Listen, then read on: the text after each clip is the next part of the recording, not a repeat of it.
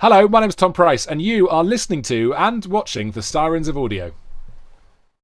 We've been hearing some reports here at Audio Siren Central that certain listeners in Iran have been finding it very difficult to listen to us and have been having to take some very clandestine measures to hear us, let alone watch us. But it is thoroughly reassuring to know that we are being heard and seen in the far most reaches of Mesopotamia. If you are thinking it's too difficult to subscribe to us on YouTube or to leave us a review on your favourite podcast app, well, we can only say to you that that is a load of stanky old bollocks. So get to it. Now, on with the show!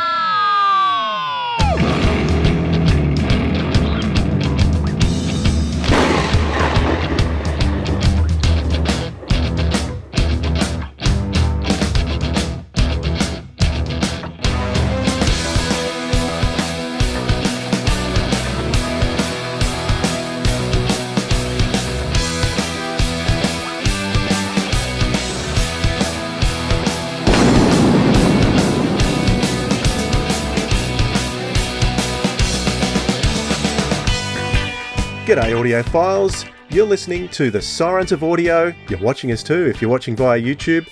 This is the podcast that explores the universe of Doctor Who in the audio medium.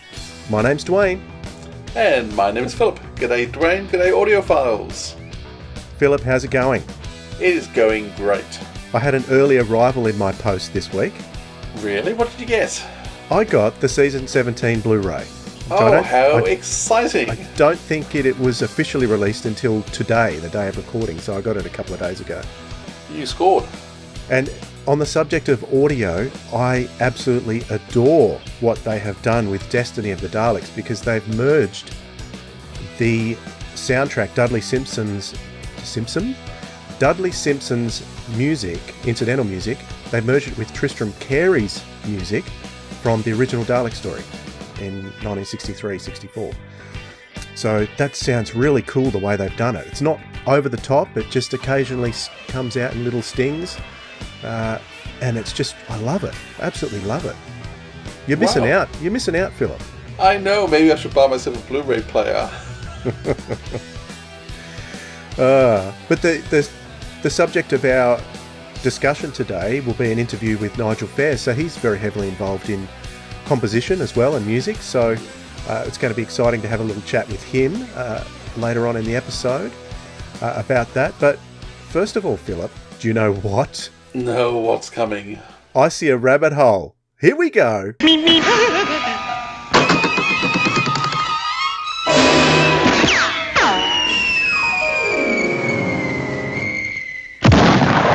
Philip. Dwayne. Philip. With Dwayne. Nigel has done quite a lot of stuff with Big Finish in the past that I go back to that is not actually available anymore. So talking to Nigel today has got me thinking about the Tomorrow People, got me thinking about Sapphire and Steel. And these are some ranges that I regularly go back to. But I'm curious to know, Philip, if there is any ranges or stories or sets of stories that you go back to in the Big Finish catalogue just because you love it. Well, you already know the answer to that. The Companion Chronicles are probably my one of them. So I love going back to the Companion Chronicles and listening through to different people. And I've actually listened to a couple this week in preparation for tonight. And probably the other range I still love going back to the early days. Well, actually, it's two others. I still love going back to early Benny because I love the Benny stuff and particularly the early things while it's all still in the Braxton collection. And I love to spend time with Gallifrey. Those first 3 seasons in particular, they're my nostalgia little treats that I go back to. So yeah, they're my little go-tos. Any particular? What's your favourite story in the Companion Chronicles? Would you say, or does it change from day to day? Yeah, you know what? It probably does change. I mean, one of the ones I love when I listen to this week is The Child, which is Louise Jameson, which is written by Nigel Fairs. I love all the Simon Guerrier stuff. So a lot of the stuff he did for Peter Purvis. There's a trilogy of stories he did with a new companion as well, and those three I think are particularly fantastic we've talked about before. Yeah, you know what? I just like to dive in anywhere and have a listen. As far as I'm concerned, I struggle a little bit to go back these days because there is so much new stuff to keep up with. I find it very, very difficult to get the time to go back, and it's usually when we do a review of something random that we've picked or something like that that I get the opportunity to go back. So that's what I love doing, our random episodes, because I can go back and listen to something that I haven't heard in many, many years. But there is a series in Big Finish that you may be surprised that I really enjoy going back to, because I've said I'm not really a fan of these monsters, and that's Dalek Empire. Oh, yeah. I really enjoy going back and re-listening, particularly Series 1 and 2. They're the two standouts for me in that series.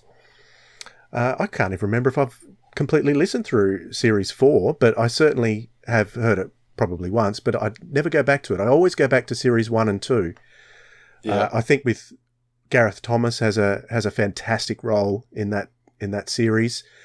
And yeah, it was Nicholas Briggs' it was his baby in the early years of Big Finish, and it convinced me that I think the Daleks in many ways work a lot better as a threat when the Doctor's not around. So the Doctor has to win. That's part of. I think part of the reason why I love Blake 7 so much is you never know who will win, because you know they regularly lose, and so it's the story. You're never quite sure how it's going to end. And I think the Dalek Empire worked exactly the same way. Because you just don't know who's going to win. Where when the Doctor's around, the Doctor has to win, which sort of changes the whole dynamic. Yeah, that Dalek Empire is interesting. You say Gareth Thomas, Callendorf, and Susan Mendez, and like those names are embedded in my mind, even though it's a series that isn't, not Doctor Who. It's a spin-off with Dalek series, and yet those characters are so strong in my head. Because they're so well drawn. I think Dalek Empire, and as I said, 1 and 2 is a masterpiece. And season 3 has to change because you have to keep changing up what you're doing. You can't keep reproducing the same things over and over. But yeah, where 1 and 2 were just beautiful spots in storytelling and characterization. What was going on here? Yeah, actually, you know what? I need to listen to it again. If you haven't heard Dalek Empire, Series 1 and 2 are virtually the same story continuing on for those 8 episodes. Series 3 is a different setting way in the future with one or two characters from the original, but not major characters.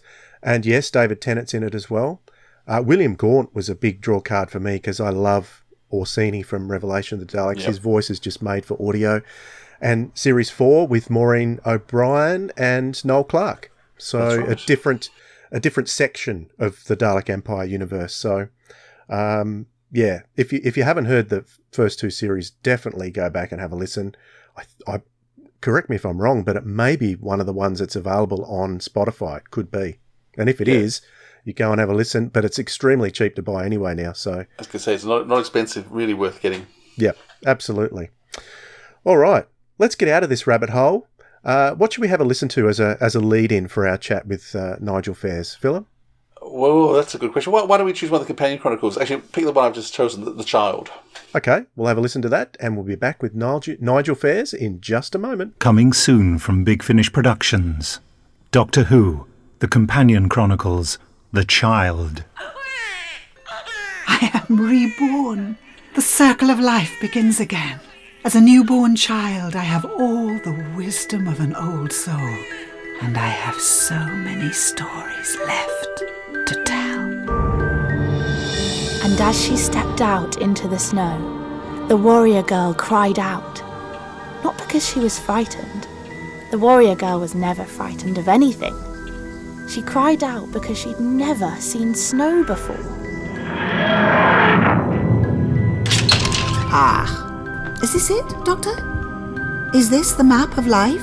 I'm confused. I get all the stories muddled up. The Sever-team talk of a place between one life and the next where the dead walk lost and without purpose. It's your fault. You tell them in the wrong order. What are they? Spiders!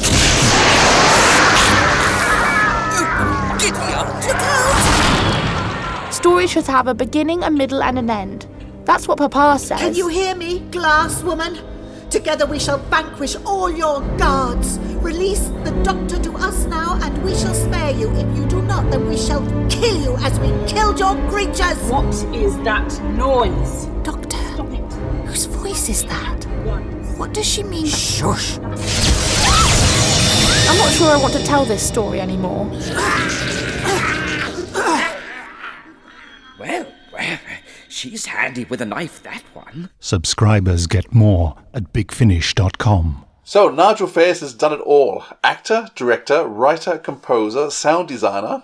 Today we look forward to discussing some of his huge body of work, but where to begin? So firstly, welcome Nigel. Hello. It's great to have you. Thank you for joining us. Pleasure. So, want to tell us a bit of... Actually, tell us where you are in the world. I'm currently in Penzance in England. Penzance is right at the bottom on the west side next to Land's End. I'm about as far away from anywhere else that you can get to in England, which suits me down to the ground. I've become a sort of hermit.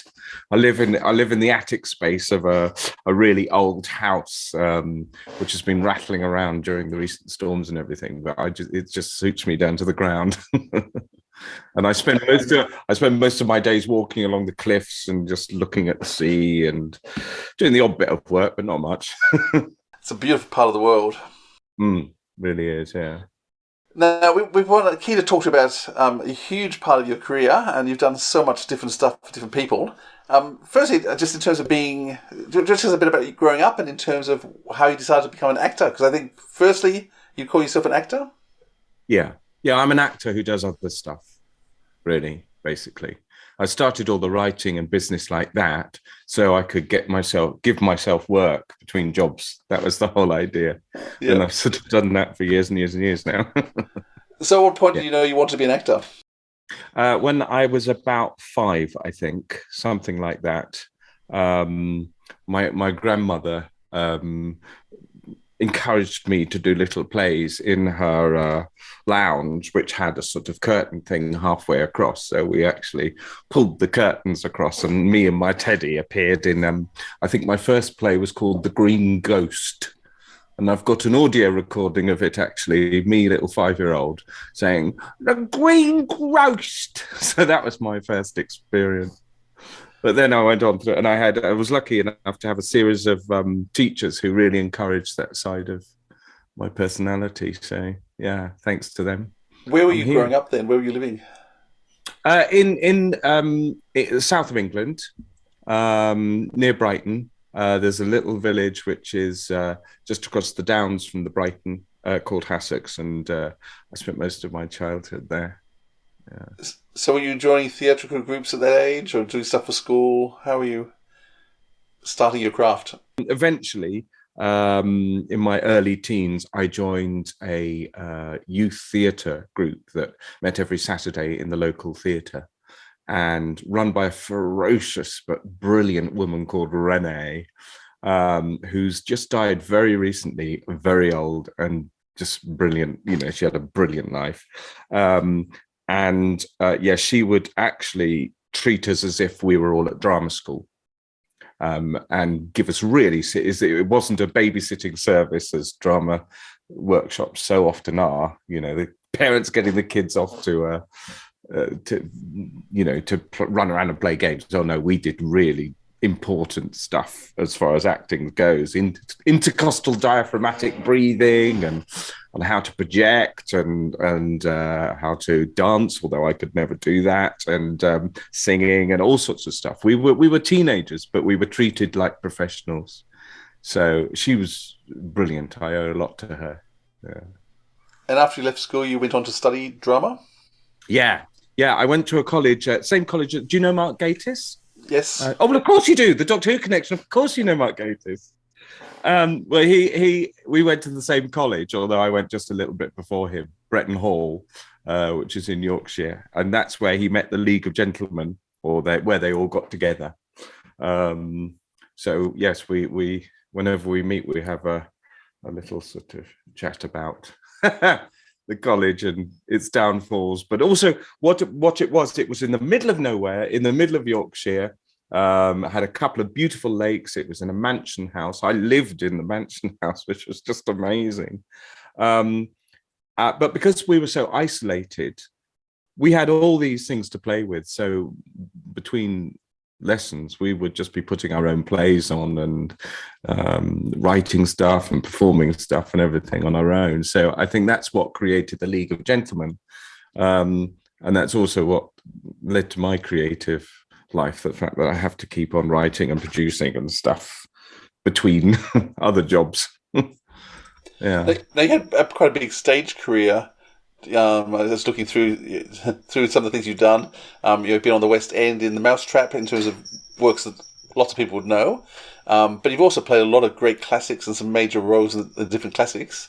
So is stage part of your passion? Yes. Oh, yes. Yeah, it's always the one that most actors say, yeah, I need to get a fix of theatre work. Although these days, I remember actually talking about The Mousetrap. I was in The Mousetrap with Nick Courtney, who played the Brigadier, of course. Yeah, and I remember during rehearsal, he'd done it, I think, twice before, maybe. And during rehearsals, he kept saying, David, I'm pretty sure that I sat down at this point. And he would sit down. He would come in and sit down. And I thought, that's a bit strange. Why does he keep sitting down the whole time? And then, of course, a year in the play, and all you want to do is just you want to sit down as often as you can, especially when you get on a bit. And now I'm doing a similar sort of thing whenever I'm in a play or whatever. I look at where I could possibly sit down. I think my character would sit at this point. This is exactly it. This is exactly my character was lean now. I could, yes, and I've got to the stage, and I never thought, little young, sort of eager me, I never thought I'd get to the stage and look through the script and think, oh, good, I'm not in Act 2. That's fabulous. I think because my bestie Louise Jameson, she was in The Mousetrap quite recently. Yeah. And I think she only did it because I said, you know that you don't survive to the second act. Oh, God, I hope I'm not giving the plot away. But so I think that's why she did it. She thought, oh, plenty of time in the dressing room. That's lovely. Sylvester McCoy toured Australia and toured lots of places with doing King Lear. But part of the reason why he accepted the part was he was playing the clown and he was only in the first act. And so he got to go off after intermission and go and have a drink and enjoy the rest of the night. And he wasn't doubling up as Camelia, what's her name? Cordelia. No, he just often happens. No, just playing the clown. Now, alongside your growing acting career, you also have a bit of a history for Doctor Who. So when did you first become interested in Doctor Who? I think, let me see, when was it? Oh, it must have been around about the time of the Three Doctors, which would have been 73 or 72, something like that. Yep. And I was a big Thunderbirds freak when I was growing up. I just loved Thunderbirds. And I bought this Thunderbirds sort of, it wasn't an annual, it was some sort of reprint of comic strips or something like that. And in the middle, they had a photograph thing of Doctor Who, which I'd sort of, everyone, in this, we're talking about the 60s and 70s when everyone watched it anyway, because it was a communal event, it was just part of, it wasn't a cult thing or anything, everyone watched it on Saturday nights. And I was aware of it. And I thought, but that's not Doctor Who. It was Pat Troughton. It wasn't, the Doctor, as I thought. And then, as soon as I'd seen that, I think it was a couple of weeks later, they had the Radio Times, which had 3 of them on. And I thought, what? There's been another one, another 2. And it really piqued my interest. So, yeah, that was when I started watching it, really. Although, of course, as I say, everyone had watched it anyway, and I remember the dummies coming out the window and all that sort of business. So I just hadn't really sort of clicked that there were more than one. It was about 10 years later that that audiovisual started. Were you involved with them right from the beginning? I don't think so. No, I think I approached them as an actor, because I was an actor by then. And I think I approached them asking whether I could do them, because I'd heard a couple of the cassettes, and I thought, actually, these are produced really well. I'd quite like to have a go at this, and they got me in as the villain with Michael Wisher, who was the first Davros, the Davros, and so that was absolutely thrilling, and I really enjoyed the day, and I really got on with them. Nick Briggs and everyone who was playing the Doctor. And then at the end of that day, they said, well, we're going to have you in as the new companion. So I was in loads of them for about 4 or 5 years, I think, something like that. Yeah. Were they paid jobs, or was it all just... No, they were all... Forgive me if I'm wrong, but I think they were part of the BBC Club or something. We certainly recorded them at Broadcasting House at at the BBC. So I think it was part of some in a BBC thing that wasn't paid or licensed or anything like that. But no, we were all professional actors. It was just a jolly. Did you learn a lot about on the production side of things while you were doing that job as well? Yeah, it was a real learning curve. Yeah, I'd always produced sound plays since I was at school. That was, I think, possibly because I didn't have access to a film camera or anything like that, but I did have reel-to-reel tape recorders and cassettes and everything. So I'd always bullied people right the way through into doing plays on tape. So I had a background of it already, but to actually go into the BBC studios and record with the Foley, with the opening doors and crunching footsteps and all that sort of business was great fun. And I think I did some sound design on some of those as well. Probably the ones I wrote, I would have think. I probably said, well, I want to do these. But, it was all voluntary, so it wasn't paid. So they would have just said, oh, yes, you do it, whatever. So was that your first writing, or were you writing earlier than that? No, I wrote a couple of things while I was at drama school, and then joined a theatre company, or helped form a theatre company when I left. We lived in a caravan in a disused quarry in Lancashire, which is a very cold county, and wrote and produced plays there. So, that was quite grim. I was listening to a conversation with an acid bath murderer today, and I noted in the extras of that you actually started writing and organising performances of some of that script in the late 80s. So it's been around for a long time, that idea. How did that idea come about? Because it's a great play to listen to on audio, and it would have been great to see as well. Oh, bless you. Yeah, that was a sort of passion project from quite early on.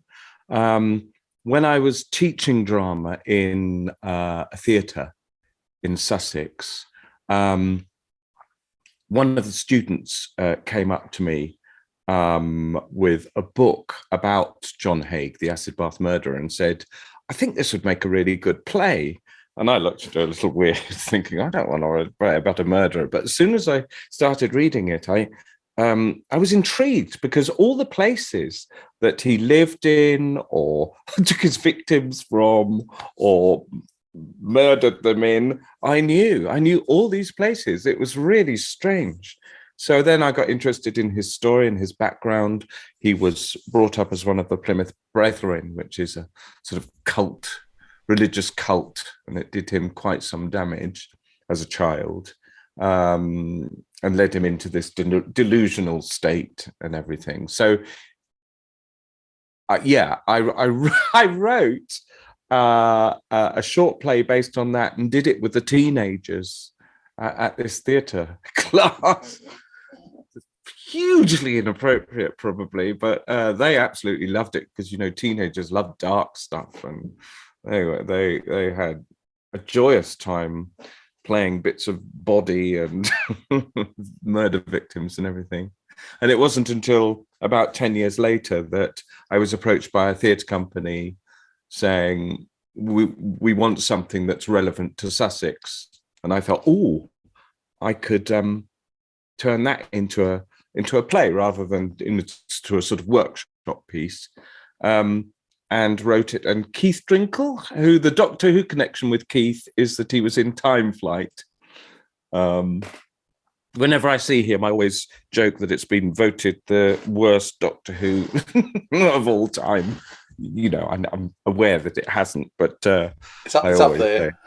Yes, exactly, or down there. Or down there.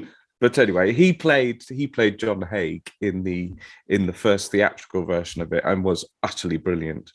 But then when it came to relaunching it 10 years after that, as a two-hander, he was by then too old to play Haig, and I was just about young enough. So I played him for a bit. And then came the audio version. So yes, it's had quite a life, actually, that story, that chilling story.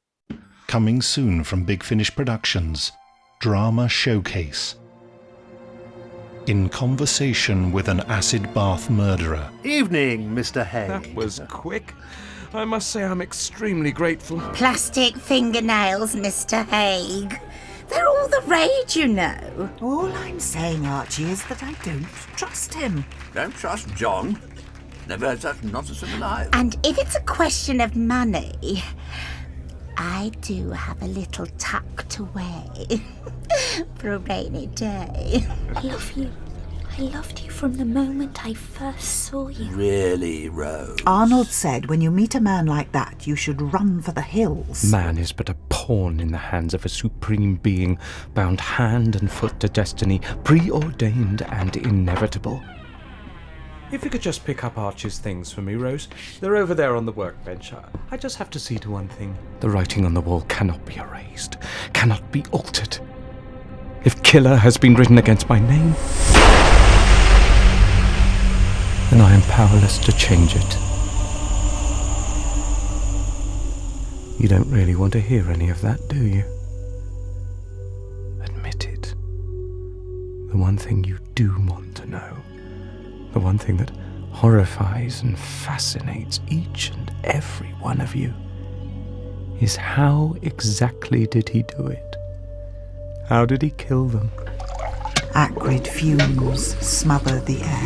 The hiss as the acid sears the flesh, dissolving the skin, stripping the bones. How does it feel to kill an old woman in cold blood? All right, I'll tell you. Subscribers get more at bigfinish.com. I did also note that you said you don't see things in black and white. So you're interested in looking at these stories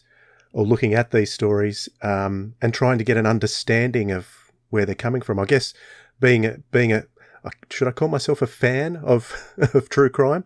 But being fascinated by true crime myself, it's like that desire to get into someone's head and try and work out why they would do something so horrendous. Yeah. My question to you would be, how do you cope with that way of thinking these days when you look at some things like social media where there is no room for nuance? Everything is black and white. It makes it a little bit difficult if you try and understand someone. Do you get judged for liking someone so evil?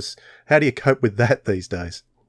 I think we're in very troublesome times. I think that's why we're in such trouble worldwide at the moment. It's because of this, everything being black and white. You're either this or you're that. I mean, you had it with Trump as the most extreme example, and we've got it with Johnson in a way.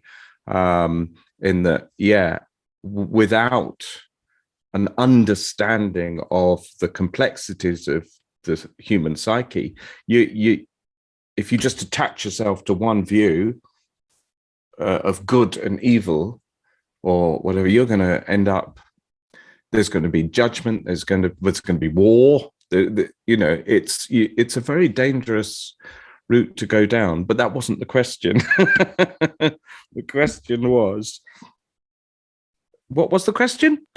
Well, I tend to get a little bit tired of social media and seeing that black and white in the online space. So at times I take myself away from it and avoid it. I don't spend too much time in there because I just find it very depressing. I wondered if you felt the same way. I've distanced myself quite a bit from social media, really, unless I'm posting pictures of me on a rock or something.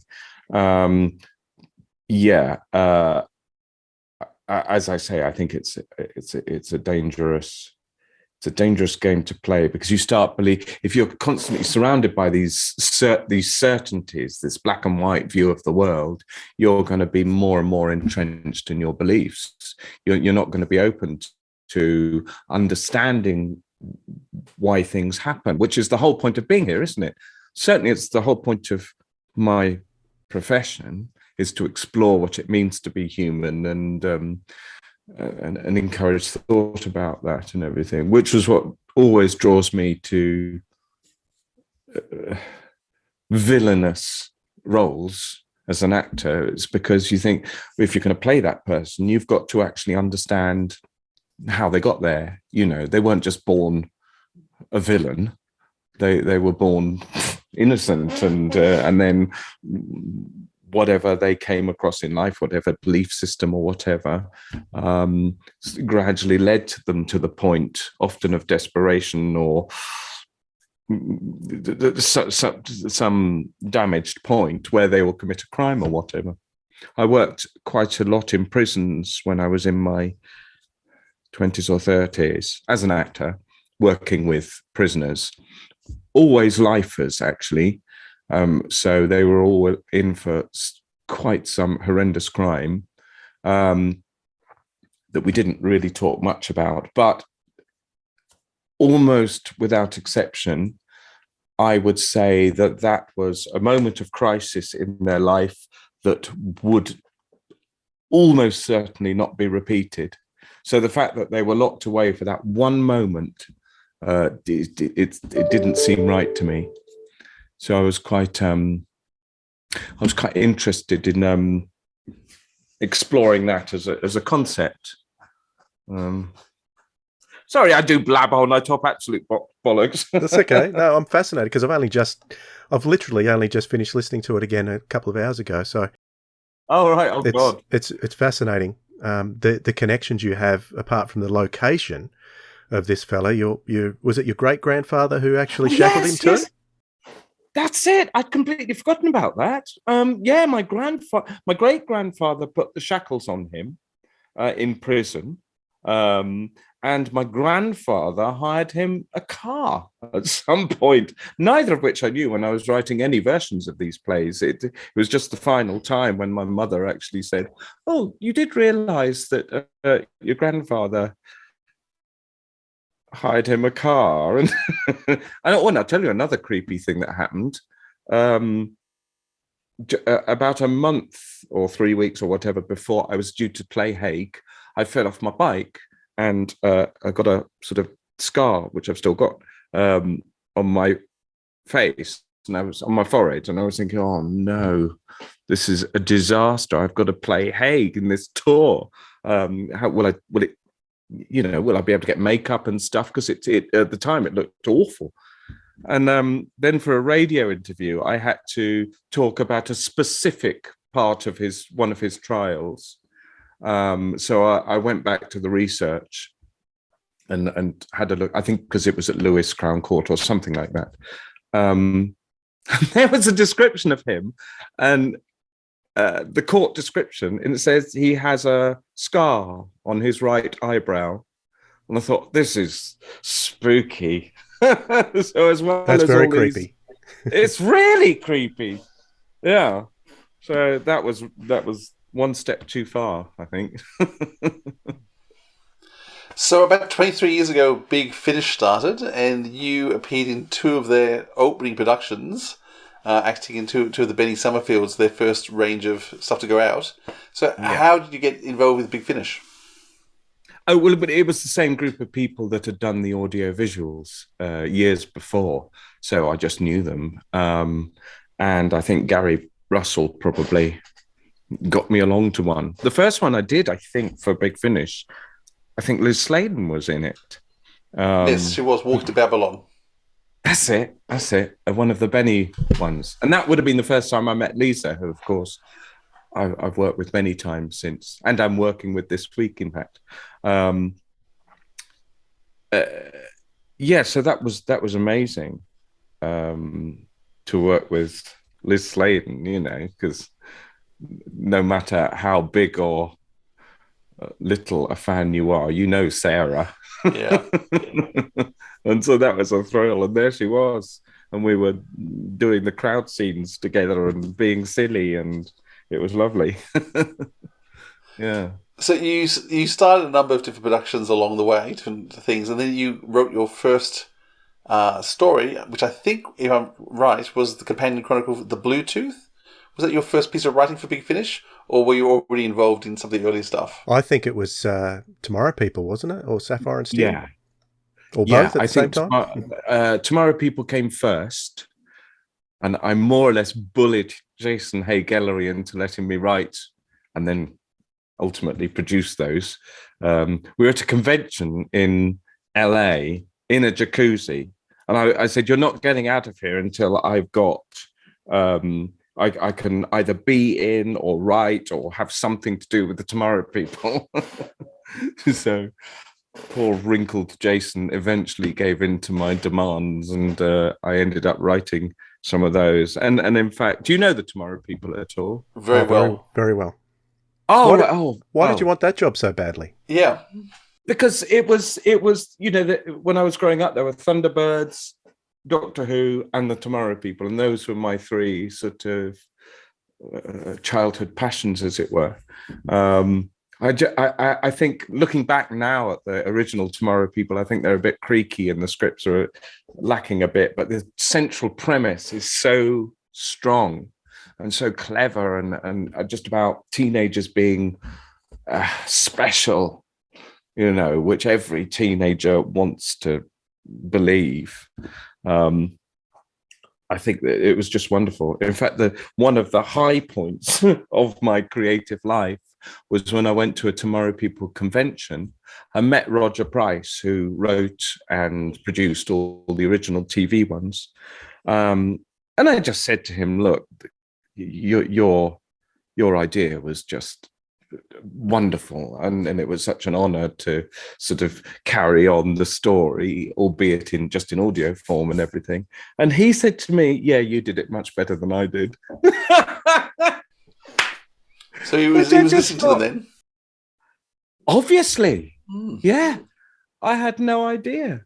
But, just to come from the mouth of the guy who'd come up with the idea, I was just thrilled, beaming from ear to ear for weeks after that. Also available from Big Finish. Becoming a tomorrow person, realising who I was, what I was, felt like growing up. So you still believe that an alien spaceship crash-landed in the middle of the Sahara in 1909? I know it did. The aliens are coming, Paul. In fact, they're already here. Are you suggesting that members of our government are aliens, Mr. Evington? I couldn't possibly comment on that. But the aliens are living amongst us. Amongst us and within us. Within us? I don't want my private business broadcast to all and sundry. I'm your daughter! Yes, well... You're telling me that you willingly gave up your son for some weird experiment. Have you ever stopped to wonder what it's like to have given birth to one of you? Get back! Get away from me! You know I don't... Have you never thought how shocking it might be to see your own daughter disappear in front of your eyes like some sort of freak? A beauty, isn't it? To have her lift things up in the air or mend broken bones and then claim she's superhuman. To have her snatched away by some weirdo who not only believes in all this madness, but actually encourages it? You can't do it. You've been murdering 20,000 people. No.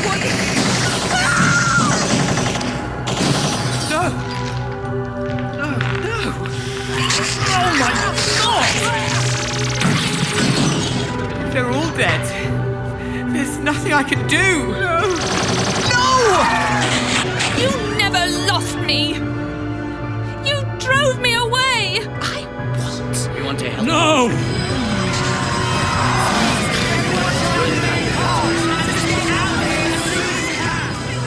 I'm scared.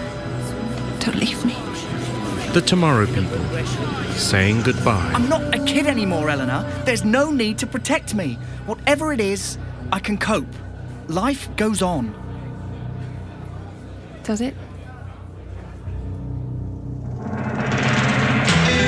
The Tomorrow People, the Lords of Forever. The Eternal Order of Guardians maintains the integrity of the timelines. There's been a massive disturbance in the time stream. Get away from the jaunting pad. What's happening? A massive energy influx. And the origin is here. Now, today. Something happens today that affects the entire future. Something he does in the next 24 hours will destroy everything. Ah, the redoubtable John. I've been waiting for you. This is London, 200 years into your future. London? Welcome to the future, Robert. From here, the undermined can act together in metaconcert, reaching out across the stars. 1 million worlds, countless sapient life forms, all can share in the immeasurable glory of Homo Superior. You're freaks, monsters. You don't deserve to share this planet with decent people. Properly. For every one of us you kill, a dozen more will break out. 100 more. The threats of Homo Superior are empty nothings. Tim? Tim, is that you? Tim. I knew a Tim once. I was a Tim once. Wasn't I? Those creatures are an abomination. How did you get hold of them? They're banned on every civilized world. I have my contacts. What sort of a world is this? Oh, Robert. This is the world you helped create.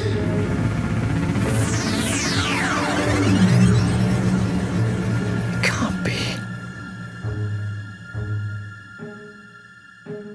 So there was quite an evolution on the Tomorrow People audio series from the way it started. You could see this definite progression over the seasons, getting more and more complex as the seasons went on. And I think it's one of the big tragedies of Big Finish, if Big Finish does have a tragedy, is that they no longer sell that line or even produce that line.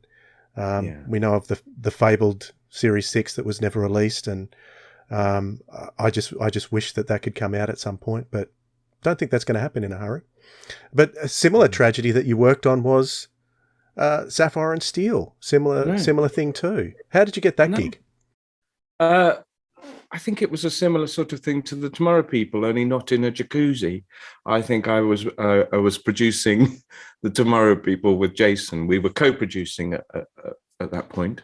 And he mentioned Sapphire and Steel. And again, I remembered that with great affection from my childhood, and said, I'd just love to have something to do with that. So he just gave me the gig. I mean, it was as easy as that.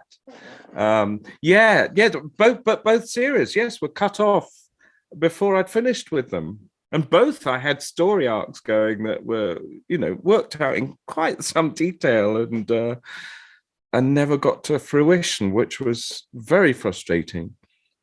Plus, the old cliche of we were recording these, every month for a few years. So it got to be two little families. And we were all quite close and looking forward to our monthly dose of the studio and getting together and recording and having fun and everything. I really miss them. Every time I work with one of the Tomorrow People or David and Susie, who played Sapphire and Steel, we have a jolly old chinwag about the good old days and everything. And it also introduced some of the classic writers for Big Finish. Joe Lidster, I think that was his first script, the Sapphire and Steel script. Yeah. I think it came out after his Doctor Who was released, but I think he wrote that one first, from memory. He wrote that. He subbed that as a Tomorrow People idea. And I said to him, this isn't Tomorrow People, this is Sapphire and Steel. So I said, well, I happen to just be taking over Sapphire and Steel, or we're starting Sapphire and Steel. So how about, reworking it as Sapphire and Steel? Joe's a brilliant writer. And John Dorney actually contributed to that too, one of his early gigs. Yeah, that's right, with the one set on the pier. That's right, Remember Me, that was called. Remember Me. That's it, yeah. You know better than I do. And that had Sam Kelly in, who was just amazing. Sam Kelly, he's only been in a couple of Big Finish productions, and it was sad that that one's no longer available to everybody unless you bought it at the time. So that's true. That's true. Yeah, he was a great friend of David Warner's, which is how we got. Was him. he? But do you know Mike Lee's work at all? Have you heard of him? No. Well, he was a great theatre. He still is around. He was, but in the 70s and 80s, he was a great theatre practitioner who worked a lot through improvisation and created really brilliant full human dramas through that. And then he went on to television, and then he went on to film. So he's one of the greats. And there was one early TV play that he did called Grown Ups, which for me is still, all these years later, it was 1980 it came out, I think. It's still, I think, one of the best pieces of television ever made. It's hilarious, and it has people like Brenda Blethyn, who's a great English actress, Leslie Manville, who's also a fabulous English actress, and Sam Kelly in it. So to me, the greatest thrill of that Sapphire and Steel was meeting a cast member of Grown Ups. I think I stopped just short of saying some of his lines to him because I know every single one of them, which I didn't stop short of when I met Leslie Manville at Mark Gatiss' wedding and made a complete fool of myself by saying, I know every line of a play you did in 1980. Sort of thing you just don't want to do when you come across people you admire, but I did, and then I left very soon afterwards. So embarrassed. Just on Sapphire and Steel, how Sapphire and Steel, the television show, is an extremely visual show, and there's not a lot of dialogue in it at times. There's a lot of looking around and examining things, and lots of things to see. How do you translate that, a totally visual TV show, to an audio drama? That was one of the big problems right at the start, and I made a decision that what we needed to do was invest in the guest characters' emotional story. So that would be the focus always of the story. It would be what was going on, how they were reacting to whatever was going on with time.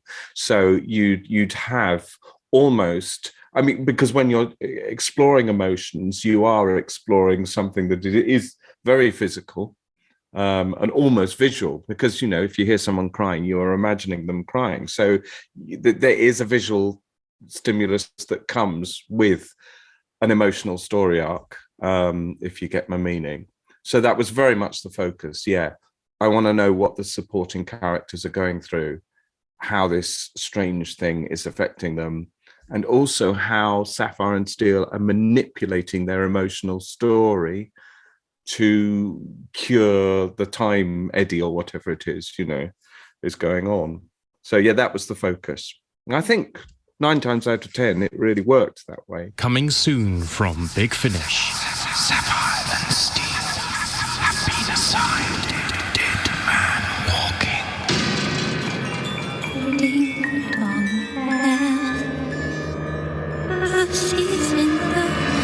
I felt it in the van. Thought I was imagining it.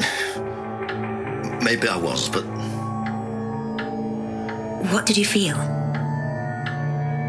Kind of premonition. A premonition? Like I'd been here before. Have you been here before? No.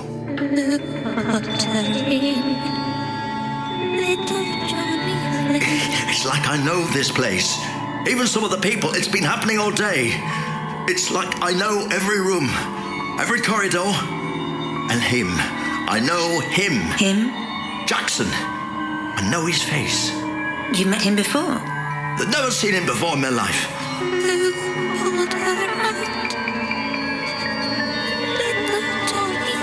He's becoming part of the past here. He's becoming someone else. Who? I don't know. I can't tell. A noose.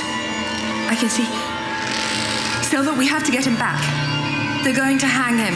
What a naughty boy was that? What's wrong? Time. Something's wrong. Steel.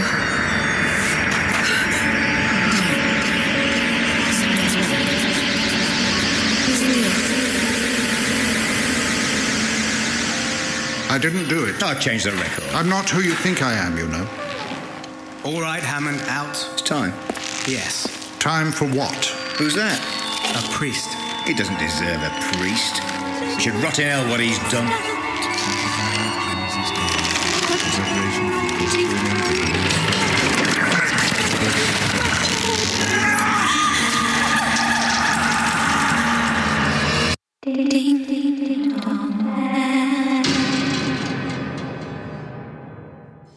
Now, you're working with David Warner and Susanna Harker. I mean, these are two of the biggest British stars' names that there are.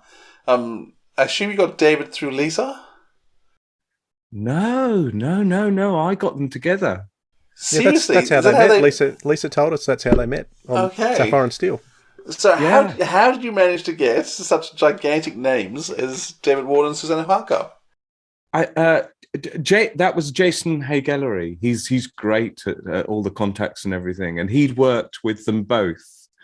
So when we approached Joanna Lumley and David McCallum, David McCallum was very close to saying yes, but then he got an American series or something, so he couldn't do it. Joanna Lumley had moved on from Sapphire and Steel by then, so she wasn't interested.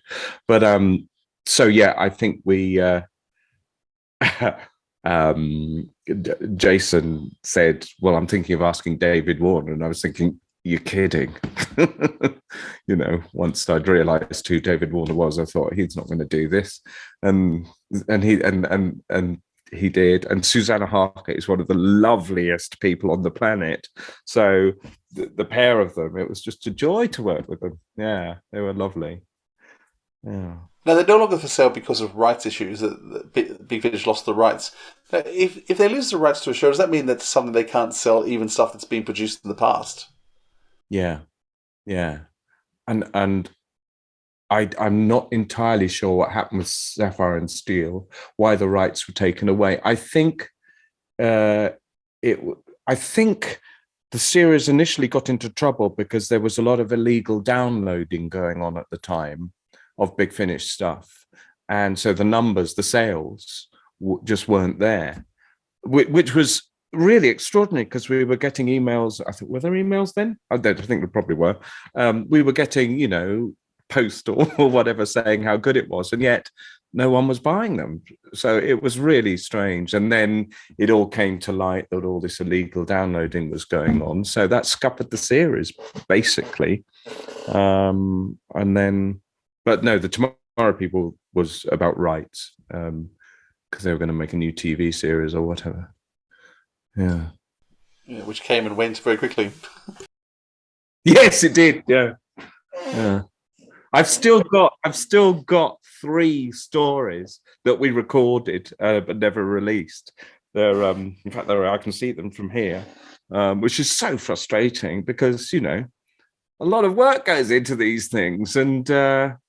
We even, for the first time, in I think it was season 6. Did you say it was the one that wasn't released? We had a writers' room. I thought, because before we'd sort of all communicated, and I thought, no, I'm gonna follow the American example and have a writers' room. So everyone came down to Brighton, where I was living at the time, and we all went, all the writers for the season, and we all went through the whole. Complex sort of spider's web of stories that would lead to the season finale, and and it was so exciting. And then a couple of months later, it was all gone. So there was no warning this was going to happen? No warning at all. No. In fact, I found out about it because I wasn't getting a reply about a CD cover. I think the third CD cover, I just wasn't. No one was responding to my emails. And then Jason rang me up because I was sort of saying, well, why isn't anything happening? And he said, are you sitting down? And I thought, oh no, why? What's wrong? And he said, we've lost them. We've lost the Tomorrow People. And I thought, oh God, who's died? But no, it was, we'd lost the rights. So that was horrible, really horrible. Is there any chance that you could get them back now and be able to re-release the stuff that's been done in the past?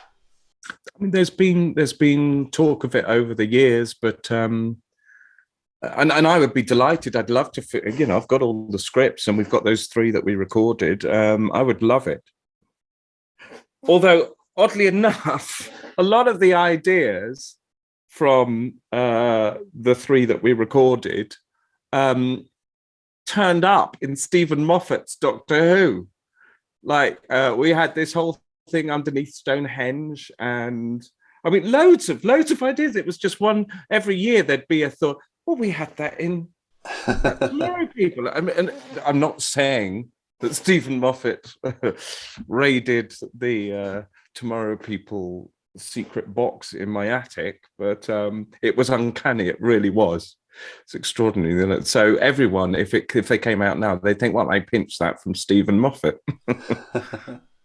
Now, you started writing a lot of companion chronicles. People who listen to the podcast know I'm a huge fan of the companion chronicles in particular. So why did you move into that range? Why was that sort of for you? I can't remember why. I think it was just one of the things that was offered to me. I can't remember how early on. You'll know better than I do. Oh, was it the Bluetooth? The Bluetooth, which was the first season of Companion Chronicles. Yes, right at the beginning. That's it. Yep. Yes, and was that the same one as Lou's first one? No. Your first one with Louise was the Catalyst. Yeah. I thought it was a really good idea to get inside the companions' heads and just find out with a little bit more intimacy what was going on with their character, and which I did. I mean, typical. Oh, actually, there's another one. I sorted out this 9-story thing for Leela, and only got as far as the 4th one, and then they cancelled them or moved on or whatever. So there again, we've got an unfinished Nigel Fairs story arc, which seems to be a running theme with Big Finish. You could probably still do those. So how did you meet Louise? Did you meet Louise through the Companion Chronicles, or did you know her earlier? Well, no, through the Tomorrow People. The Tomorrow People. I'd always admired her work in theatre and obviously on telly as well. And I was desperate to work with her. And then when I found out that Big Finish had worked with her as Leela, I think, I immediately wrote a part for her in the Tomorrow People, called the part Lou, and bullied again. But I did a lot of bullying of Jason Hay-Guillory into casting her. And she played one of the regulars, Eleanor's mum, and was magnificent. And it was a real thrill to meet her and to act with her. The first time I met her, the guy playing her husband, Robert, couldn't make that studio day, so I ended up playing her husband in the studio. So I was acting with her as well as hearing her bring life to this character. So that was a real thrill, and we just completely hit it off, right, almost from day one, really.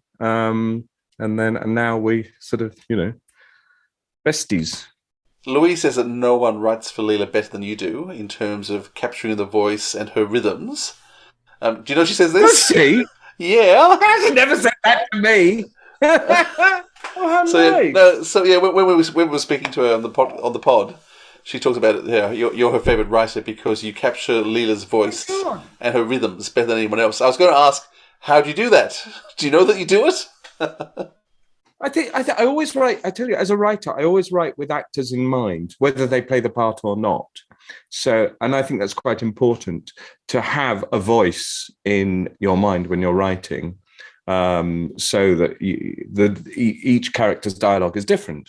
Just as, we all speak differently, at different speeds and different tones and different emphases and all this sort of business. So yeah, I always have the actors in voices in my head. So I think it's with Leela, it was just obvious, because she made so much more of that character than was actually there.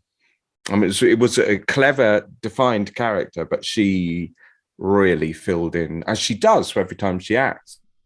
She completely fills in every single detail. She's very precise with her performance in every role she does. There's always truth there.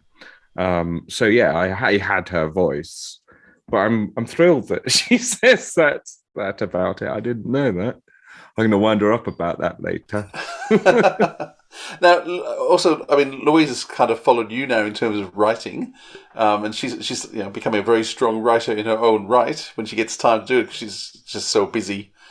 Still doing all sorts of acting jobs, of course, but she's still got a passion for writing, which she's been developing. Now, her first major work with Big Finish, she co-wrote with you. I think she started off, and then I think you two started working together. And also you've been working together on some other projects in terms of directing. How do you two work together? How do we work together? It's always difficult working with your friends, isn't it? Because you have to leave your friendship at the door almost, and then just reconnect as friends during the coffee break or whatever. So I think we have a very similar attitude to the work.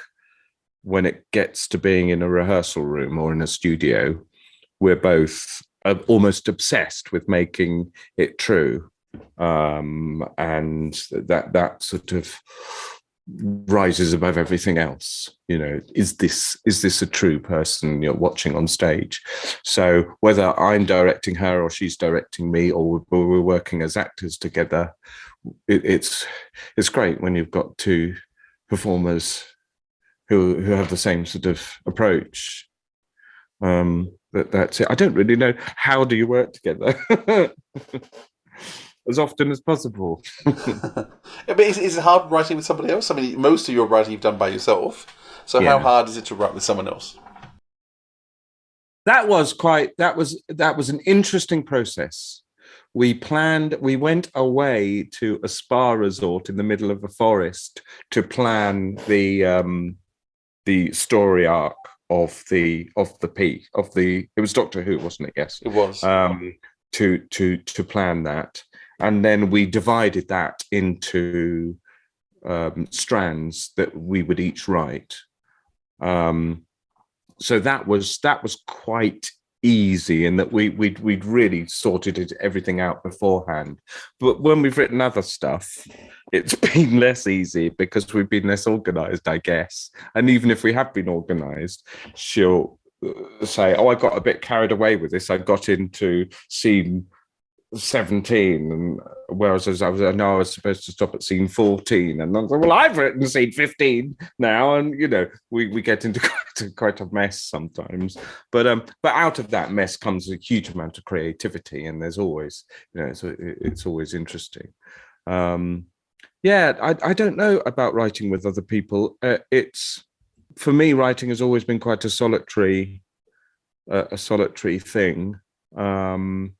That I'll slog away and away and away and away at until it sort of forms itself. And when you're doing with another person, no matter how in tune you are, you're also waiting for them to have that same journey as well. So when it's working, it's great, but when it isn't, you're kind of juggling, I think. Yeah. So you've done a lot of composition as well, into music scores and things. So where's your music background come from? Well, I did the recorder at school. I don't know. I'm not a musician, but needs must, when we were in the theatre company, I was the only one who could sort of, this is the first theatre company, I was the only one who could sort of think in music. So I had to do the music for the plays. And then when I kind of took on the sound design side of Big Finish, they needed to have music scores going on in the background. So I sort of got the synthesizer out and sort of started doing stuff. It's all been a bit haphazard. And then I sort of developed that a little bit into sort of wanting each character to have a theme and all that and everything. And you just build. I couldn't sit down and play the piano, but I could sit down and know a cello part in my head, and gradually put that down into the soundtrack, and then add a flute, and then add a string, and then I can do that in my head. I've got the orchestra sort of in my head, but I couldn't sit down and do a little demonstration for anything. So do you read music? No. You've never studied music? No. Wow. I was a huge fan of film scores from really early on. John Williams. Before I went to see The Empire Strikes Back, I knew every note of that score. Me too. Because I'd had the LPs. Yep. I mean, it's just, I still to this day think it's one of his best scores. Yeah. Schindler's List, Close Encounters being runners up, I think. But that score, it's beautiful. Yoda's theme, oh God, it's just beautiful. Yeah. Hannah Leigh's pardon? Hannah Leigh's theme too. Yeah, there's so much. There's so much in that score. Yeah. Yeah. Oh wow. And so you've just taught yourself to compose and lay down music. Yeah. Wow. So you've got an album out. So you've got an album of music. Yes. No. Oh my God. This is one of those thrilling moments I've ever had at Big Finish, and I couldn't believe it was happening.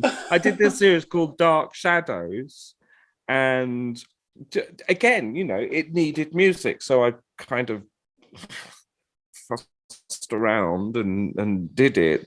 And then the producer said, "We'd like to bring out an album of your music," and I thought, "You've got to be joking!" But there it was, and it was a thing. And I had to write sleeve notes as well. I mean, it was like I was John Williams or someone. It was lovely. Honestly, that was so thrilling. And it probably sold about 3 copies, but I don't care. It exists. It's a thing. You've got a copy of it? Yeah, somewhere. And it's on it's on the website. It can be ordered. I saw it. Really? I must admit, I don't own it, but you can still order it. I wouldn't bother. But it was so thrilling. Honestly, that was, yeah. I'm glad you've reminded me of that. I'll be in a good mood now. Oh, good. Now, I've also been listening to a podcast series you brought out recently called Myra Moments, which people... Myra Moments. Oh, yeah. Myra Moments, which is... It's a series of stories about people's lives and a family, set over different time zones, though, linked together originally by different events in the royal family, so you have an idea of what year we're in. Why is that your passion project? It's just, it came about because of lockdown, and the second lockdown, I think it was, and I'd already done some podcast dramas where everyone recorded their lines at home and I edited them together. But they were very light and frothy and murder mystery sort of things. But I wanted to do something serious. There's a series called This Is Us. Do you know it? It's an American series, and it has a similar sort of format. So I kind of wanted to do my own version of that. And the original idea was to follow one character through her life, and but in different times. So you'd have her as a teenage girl, then you'd have her as a young adult, then you'd have her as an old woman. That was the original idea. But then it kind of branched out into her whole family, and then into lovers and then into friends and all this sort of stuff. So it got quite complicated. But I'm just the second season has just started coming out, and I'm editing it at the moment. I've got the most amazing actors in it. Honestly, they're so brilliant. Makes me cry. They're still, everyone's does their lines in isolation, so I get them through, and I'm still sort of piecing them together like a jigsaw. But they're wonderful. So that's ticked the box of sort of working with people, even though we're all in isolation. But the story I've gone into it far deeper than I suspected I would, in that without giving the plot away, there's one character who I am giving the plot away. For the first season, you think you're hearing one of the characters who has, a bit of a rocky marriage and everything, gets together with his childhood sweetheart and everything, and then the end of the first season you find out that he's been gay the whole time, but not able to be open about it because he grew up in Thatcher's Britain with Section 28 and AIDS and gay conversion therapy and all that sort of business. So the second season starts and you start going over the same events, but finding out what was going on, why the marriage broke down, what was affecting his psyche throughout. But that was sort of the main thrust of it. But then around that, I started finding characters that were so complex and so sort of messed up by what was going on in society, particularly in the 80s, English society, that it just got more and more interesting and more colourful. So now it's really complicated, but it's really strong stuff, I think. I'm really proud of it.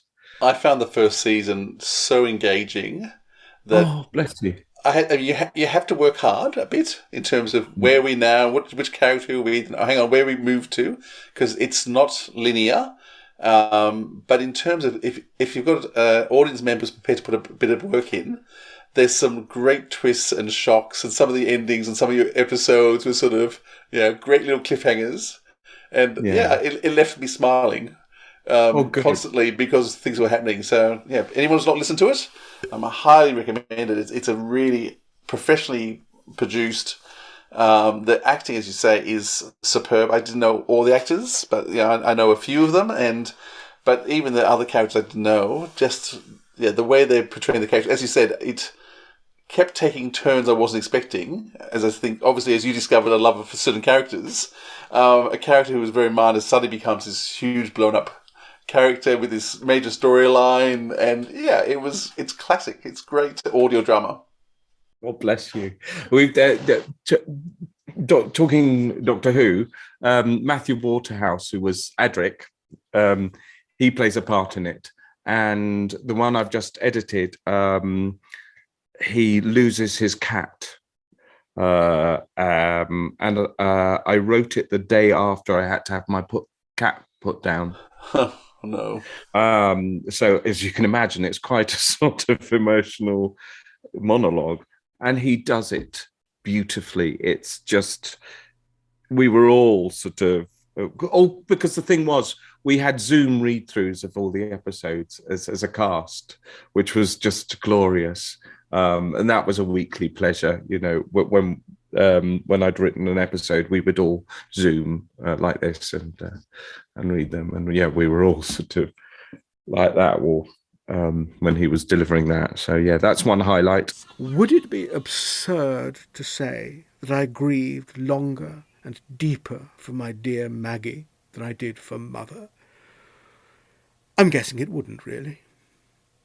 We British invest so much love in our pets, don't we? In many ways, it's the way we allow ourselves to express all those emotions we're so adept at hiding beneath our tight, polite smiles. It's perfectly acceptable to fawn over one's dog, whereas an open display of affection for one's child would be regarded as either mildly embarrassing or worse, damaging. That child is so spoilt, they're going to have real problems with it when it grows up. She looks nice. Who? My mother or the cat? Both. Yes, well, looks can be deceiving. I know. Is Rita up yet? Oh, yes, my sister is up and about at the crack of dawn. I'm sure she must have been a cockerel in former life. Now then, shall we see who's died? Oh. Still doing that then? Of course. What else is there to do in wretched Eastbourne? Apart from wait for your own name to grace the obituary column. Do help yourself to an egg if you would like, or some cornflakes, if you've got any. Thanks. Aha! Perfect. Mother would never have dreamed of telling me she loved me. Father even less so. Which was probably why their departures from my life were marked with a couple of verses of Abide With Me, dull but accurate lists of jobs, charities, and hobbies masquerading as eulogies, and some limp sandwiches back at the house. All done and dusted, with barely a damp eye from yours truly. Whereas after we had put Maggie to sleep, I howled like a baby. Put her to sleep. Very British. We killed her, the vet and I. After months of the poor thing wailing at me every couple of hours, bouts of refusing to eat anything but freshly microwaved chicken, and a coat that had become a rugged landscape of matted hair, and suddenly appeared one Sunday with an eye that looked positively satanic. I knew then that I could no longer avoid the signs, and bundled her into her basket to be prodded, poked, and analysed by the vet. The prognosis was not promising. Her blood pressure was sky high, her heart racing, and the bloody red eye was literally that, blood. Furthermore, the peculiar yawning movement of her jaw, which I had taken as an affectation, was caused by a tumour I had not even noticed. So determined was I that she would break all feline records and outlive me. Because to consider her mortality was unthinkable. A life without her unlivable. Yet I was the one who inevitably had to make the awful decision to let her go, to stop her suffering, to kill her. And this second season has got the gorgeous Angela Bruce in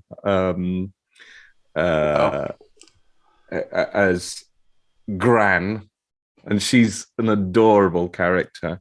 And the more we got into her, we used, because until recently I lived in Brighton and so did she, and we used to go walking and things in the Downs, and we would discuss this character, and it got just more and more bizarre but lovable. So yeah, that's something to look forward to in season 2 as well. Most Doctor Who fans remember her as Brigadier Bambera, but to me, she'll always be the female Lister. In Red Dwarf, yeah. Actually, you mentioned Matthew Waterhouse there. I'm going to sort of jump out of our chronology a little bit here, but I've just in the last week, I think it was last week, I finished listening to Watchers, which Watchers, is one of it's the second release in Big Finish's audio novels range, written and read by Matthew Waterhouse, and it was directed by you, wasn't it? Directed, produced? Yeah, and I did the music. Yes, did the work, sound design. I really enjoy this long-form storytelling more and more. I love the effort that goes into it. It's not just a straight reading. So, and I think I was very impressed with Matthew's Fourth Doctor. It was fantastic. How was that for? How different is that to produce something like this with one person, but very long? But you do have to put a lot of thought, I guess, as a director, as to where you're going to put things and tweak things. How does that compare to doing, say, a regular length audio drama? Well, as you say, it's a long time. I think it's about 8 hours or something. It's a really long listen, and it takes a lot of hard work to put together. But it was just a joy, because Matthew is, I champion him as a fantastic actor. I've written for him on stage as well as worked with him with Big Finish. I mean, I know he comes under a lot of flack for Adric, but then he was a teenager. He was developing then, and I think even if you watch the stories, you can see actually a really good performance struggling to come through there, and he has moments of brilliance as Adric, I have to say. But now he's extraordinarily good, and as a person, he's just so lovely. He's incredibly well read,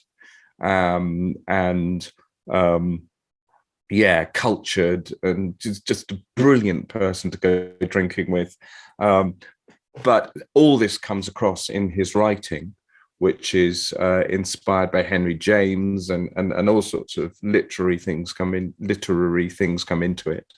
And he performs them brilliantly as well. There's a race of aliens in there, and he was doing this voice of the aliens, and also doing it like this and everything. And I thought, I bet that's the voice you did as a kid when you wanted to be a Doctor Who monster.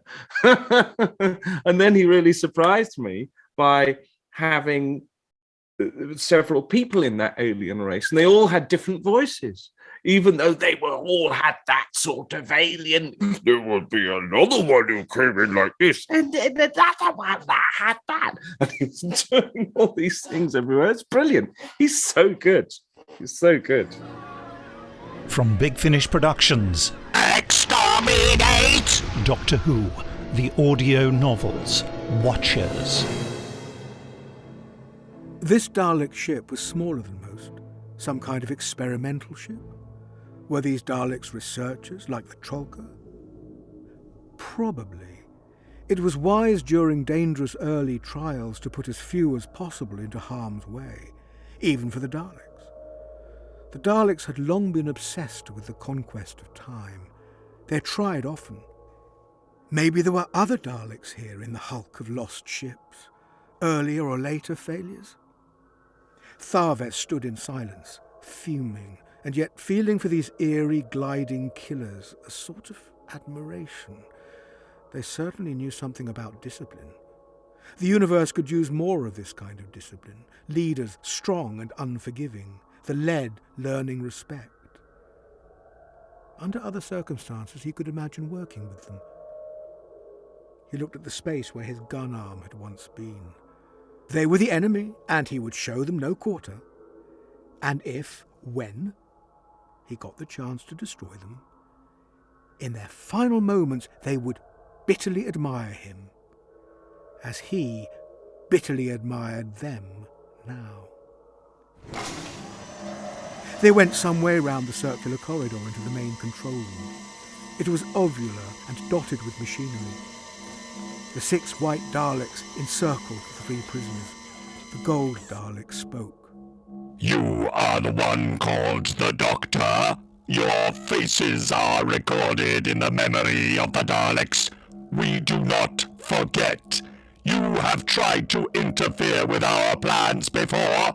You have always failed. Not always, said the Doctor with a toothy grin.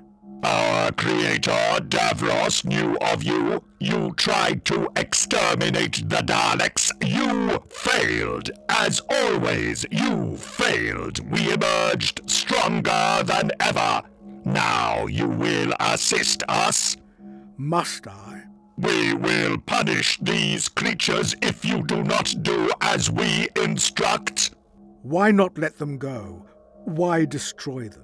Not destroy. Punish. They will suffer. You are sentimental. You will work with us to stop their suffering. Will I? Escort them to the time engine. Way out the way! 2 of the white Daleks pushed the Doctor and the Trollker back into the corridor, on the other side of which were several more doors. Behind them came the gold Dalek. The nearest door phosphoresced open, and they all went through, into a small room thick with technology. In the centre stood a structure of some glassy substance, completely surrounded by an ovular control panel. The design had an echo of a TARDIS. Had they at some time used one as a model? Had they pulled it apart to find its secrets? Had the Time Lords unwittingly showed the Daleks the way into the vortex? We have entered the time stream successfully, but we have been unable to escape it. Our machinery is perfect. There is no error in the design. You must adjust the engine so that we can leave the vortex. I'm not an expert on these things. Think of me as a taxi driver. I can make a car nip around corners, but don't ask me to build one. You lie. You are a Time Lord of Gallifrey. Not a very important one. You lie. You know this technology. You understand it. The gold Dalek swiveled. Take these others to the holding cell. I obey. Big Finish. We love stories. The thing that got me about that story is that right at the beginning, he describes a scene from the Dalek invasion of Earth in Paris. And I thought that was so beautiful. That hooked me for the rest of the story. It's not related to the rest of the story in any way at all, but he delivered that so beautifully. I just thought this is fantastic. And he's always impressed ever since he's come to Big Finish. In anything he does, he's really impressed me. And yeah, I agree. He gets a lot of flack for the character Adric from all those years ago, but yeah, you've got to look beyond that because he is really a big talent. It's huge. And there's more to come. Awesome. Also, yeah, the thing that I loved about Watchers, one of the many things I loved about Watchers was the emotional journey of the two guest leads. You get this sort of time lady, I don't want to give everything away, and the French guy that she picks up in the Dalek invasion of Paris. And their story is just wonderful. I think they should have their own spin-off series because I think the characters are so strong and interesting and the journey they go on. And then there's a lovely scene where, trying to think of it without giving a spoiler, but there's a lovely scene where Adric talks to the boy about the fact that you can't go back once someone's dead. You can't go back and rescue them and everything. But it's written beautifully. And of course, you know, if you know Adric's story, you know that in a few stories' time, that's going to be him. And they're not going to be able to go back and rescue him. It's littered with moments, brilliantly written moments like that. And the whole concept, the way it ends, is just so clever. Absolutely. It's a must listen in my view. Good. Speaking of audio novels, as we speak, I believe your Babin novel has been released. It's being released. Oh God, has it? Today. Is that right, Philip? Yes, today. It's being released today. We only get the emails from Big Finish about a day before, so it must be now. It must be right now. It could still be under whatever the word is, but by the time this comes out, it'll be out. I know it's already out by now. It's usually about 7:30 our time that they drop. So, what was that like for you doing a long book? Obviously not full novel length, but still quite a work that you would have spent quite a lot of time on. What's it called? Is it Babin Rising? Babin the Butcher. Sorry, Babin the Butcher. Babin Ascending. Babin Ascending. I was close. Yeah. That was hard work, I have to say. Eventually, I had to limit myself to, I think, 1,000 words a day, or maybe 500 or something like that, because it was just it was like a mountain. And I thought, oh, whoa, I'm not sure I'm going to be able to do this. The whole thing is based on Macbeth.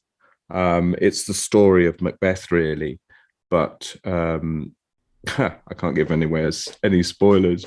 But but plonk Babin into Macbeth, and there you've got it. I did quite a lot of research into where the witches in Macbeth came from. You know, what's the legends behind the witches? Where would Shakespeare have got those characters? Which was tremendously interested in. And that's actually what led to Moira Moments, actually, that research into fate and the fates and Clothos, Atropos, and the other one. But then Chris Chibnall also used that same legend in the latest Doctor Who. So I thought, oh no, this must be in the zeitgeist. This the three witches, three spirits, three gods, whatever you like to call them, three fates. So yeah, that's in it. There was a momentary setback right at the end where I suddenly was told, having written God knows how many thousands of words, that a certain character couldn't die because they were mentioned in another story, which had escaped the attention of the producers. So my whole, I dread to think what it turned out like. But I had to really rewrite the end right at the last minute, which didn't go down too well as a writer, I have to say. Oh no. Do you know who directed it? Because there's no director listed. I don't know. I'm presuming that Colin read it. Yeah, yes, narrated by Colin. Oh, But lovely. it couldn't be anyone else, could it? But it's interesting. No. I mean, I had his voice in my head when I was writing it, and I love working with Colin. I was so busy with Watchers that I didn't really sort of have much time, any time to sort of follow once I'd written it, to follow the production of it or anything. I was distracted by Watchers. So yeah, I'd be. I hope they send me a copy. So you're still bouncing in and out of acting.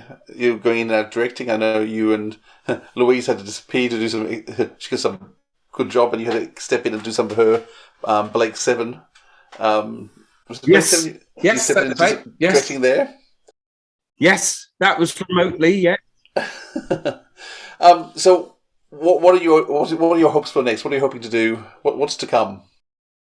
I've got a busy time coming up. Although I thought I was moving to Cornwall to just sit on the rock and watch the sea and the seals and everything.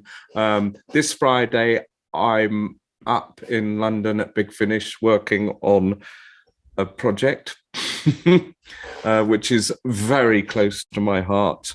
And yeah, we've got a studio day on Friday, which is the start of that. I can't tell you what it is, but it's very exciting. And yes, and then I'm off on tour in a play that Louise directed called Revenge, which we were touring just before the first lockdown.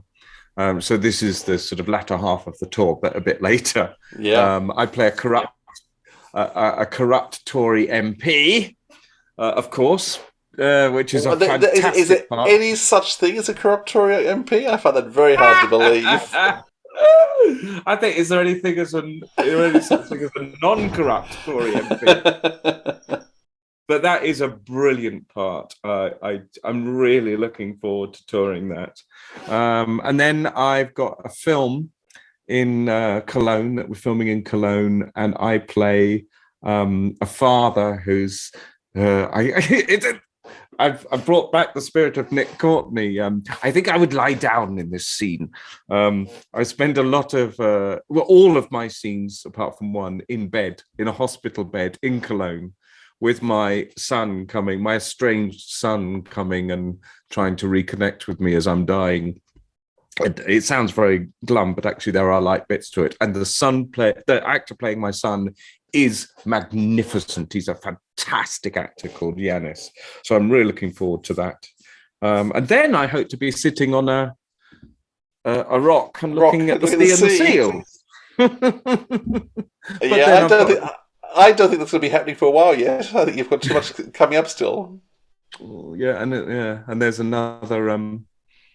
I think I've also already intimated that there may be more work with Mr. Waterhouse. to come, and I've got another project with Big Finish as well. So yeah, it just keeps coming and coming, which is lovely. Lucky me. From Big Finish Productions, Baben Ascending. We lived on level B of the dome. A modest pod, plain and serviceable, always clean. I saw to that. Often Mother would return from her shift and want to do little more than eat, watch the info vidcast, and sleep. I didn't mind. "You're a good boy, babe," she'd occasionally say. She often called me babe. "Your father wouldn't exactly be proud of you, but he'd be grateful to you for looking after your old mum." Once in a while I'd wonder who exactly my father had been. He died when I was only a few months old. Mother never told me his name, just that he'd been a fine warrior and that he died a decent death serving the Federation. I assumed he was an officer, but my work colleague Tol Van hinted otherwise. "If your father had been officer class or even trooper, it would show up on your record," he said. Van was a small, wiry man with institution spectacles and not much hair, the kind you'd pass by in a corridor without noticing. We'd both been assigned to information input that week, much to his disgust. Van considered himself very much above input of any kind, and with some justification. He'd received a special commendation in computer science at the academy, and was used to something a little more challenging. I had no opinion either way. At the end of the day, work was work, wherever they put me. "How do you know it's not on my record?" I asked him. "Because I've seen it," he replied nonchalantly, punching his keyboard without even taking his eye off the screen. "How? You allowed?" Van looked across at me and winked. "Some of us don't worry about permission to access information." He grinned, tapped his nose, and returned his attention to the keyboard. Well, that was a fantastic chat we had with Nigel Fairs, Philip. It was a lot of fun. I think Nigel had a bit of fun too. I hope so. And, by the sound of it, there's still a lot more to come from the pen, and the acting chops of Nigel Fairs. And directing too. Yes, and producing. Yep. He's jack of all trades. He really is astounding what he can do. Yeah. If he weren't so nice, you'd hate him. Absolutely. Now, we'll go on to our recommendations for this week, because I have already mentioned what I'm going to recommend, but I just want to talk about it a little bit more. So I might just... Oh, hang on. Let me just check my list. Whose turn is it? Yeah. It's actually your turn, Philip. Believe it or not. I found that really hard to believe, but okay, I will go first. No one is going to be surprised to know I'm going to recommend... Hang on. Companion Chronicles? Yes, there you go. But having just had Nigel Fairs... Actually, to be perfectly honest, I'd love to recommend The Tomorrow People, because I have really enjoyed... That is a brilliant series. Helen Gold was amazing. The original cast come back. I was going to ask Nigel next time we have him on, when I'll talk about what he did to Stephen, because I wasn't very happy about that. But aside from that, The Tomorrow People was an amazing series, but you can't get it. So let me recommend a companion... Something you can get. It's something you can get, and not too expensive at the moment, called The Time Vampire. So it's a companion chronicle. It stars Leela. It's both written and directed by Nigel. And it has just Louise and John Leeson in it. So they're the only two cast members. Time Vampire is the third in a trilogy by Nigel Fairs. It started with The Catalyst, then Empathy Games, and this is the third one. And it's actually Leela on her deathbed telling stories.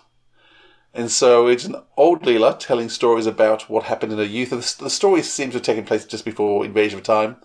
And it's a story about K9 going... Well, the Doctor thinks K9 has turned bad and evil. And what do we do with an evil K9? It's a lot of fun. Really wonderfully told by John Leeson and Louise Jameson, do an amazing job. Really, really worth listening to. So couldn't recommend it better. Lovely Nigel Fairs story. Coming soon from Big Finish Productions. Doctor Who, The Companion Chronicles, The Time Vampire. I am haunted by dreams. Half-forgotten memories. Enjoying it? You said I had to keep it going up and down. I thought it was part of the magic. Faces and worlds that I do not recognize. I remember now. I watched a time vampire destroy my family. Monster. We could wipe out all creation in the blink of an eye. Emergency. Temporal shift. Anomaly. K9 is not just a machine. He talks to me. He understands what I say. Z9 warriors. I have defensive capabilities. You will be given no further warning.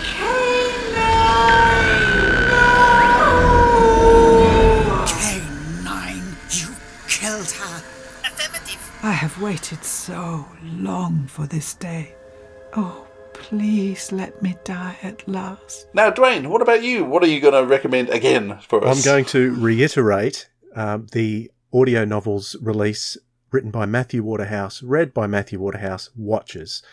And it's interesting that the story wasn't originally going to feature the Daleks, but it ended up featuring the Daleks very, very heavily throughout the story.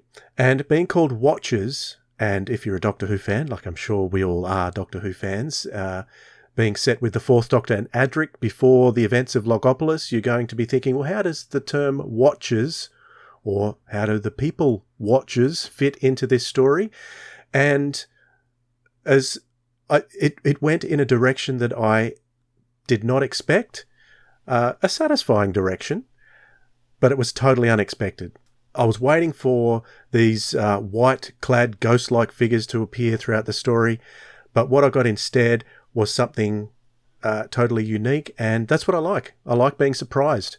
And the way Matthew writes and reads, and I said before he does a great Fourth Doctor, he does a great everything, really, in the story, particularly his descriptive writing, and it made me think, well, I've not read Matthew Waterhouse's novels, because he is a novelist, he's a professional novelist, but I reckon if I did get into his novels, I'd really enjoy them, because his descriptions within Watchers are beautiful.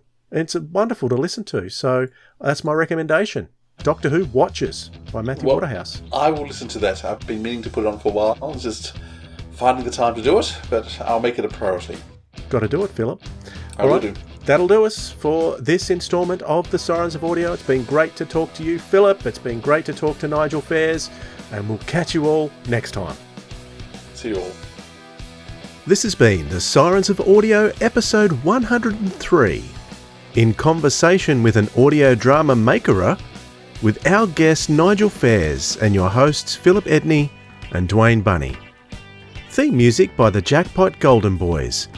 Contact details, links to our podcast and video locations, social media and more can be found at sirensofaudio.com.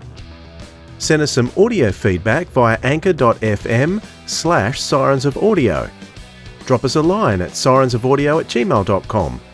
Or drop us a comment if you're watching on YouTube to give us your thoughts about a podcast or the latest audio drama you've been listening to, and we'll share it on a future episode. And why in the name of the great prophet Zarkwan should you do this? Because audio drama